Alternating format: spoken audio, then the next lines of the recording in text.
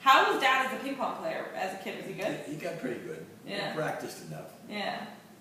And you were a good competitor. You never saw that house, did you? Mm-mm. We had a big furnished basement that was in the house. A man cave, if you will. It was a big old house. Yeah.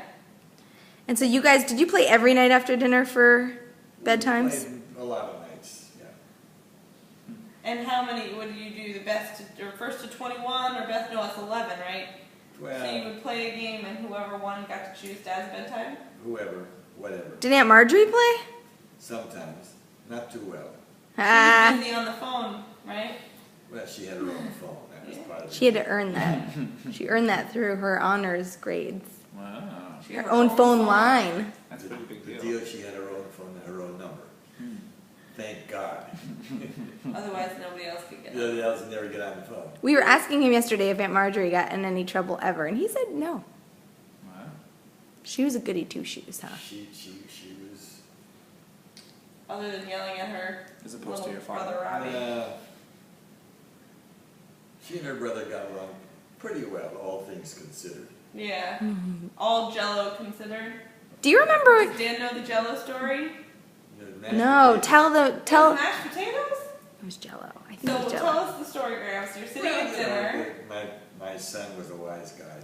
He put mashed potatoes in a spoon and he flipped to the ground. He hit her right in the forehead.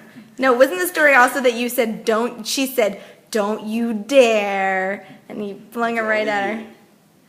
He got punished pretty bad. Do you remember Dad getting ready for his bar mitzvah? Yes, Did he study really hard? I have no idea. Ha. Ah. Did Aunt Marjorie have a bat mitzvah? No, they had bas mitzvahs. Yeah. So she had one? Yeah, well, it was. I wasn't sure so she got, like, the whole class did it together? The girls had a class. The boys had bar mitzvahs individually. The Reform congregation. And, you know, we had a choir, which is not normal for a conservative congregation. Did you have an organ? Yes, And did you have a cantor? yes. Interesting. We had a whole setup, you know. Did you guys go every Saturday? No, we went for a while. Yeah. Once the kids got bar and bat mitzvah, then it was like... Yeah. That's about right. Were you surprised when Dad wanted to be involved in, like, USY and everything?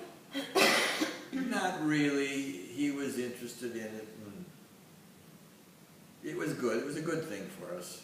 Yeah. Did he have any, when he went to George School, it being a Quaker school, were there many Jewish kids or no?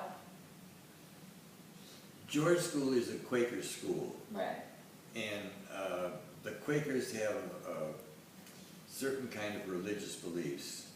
You know, they believe in peace, and the Newtown Friends was a Quaker school, and then George School was the next level up. Rob did not go to Newtown, but he did go to George School, and it was a very good thing. Yeah. Yeah. Did he ever, did kids ever be like, oh, you're Jewish, you know, what's that about? Were they...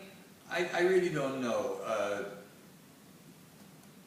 It was never an issue, right? George School had something called Meeting for Religion, but it was not a sectarian thing, so that everybody could get up and say anything they wanted, which is interesting because one kid got up one day and condemned the Jews.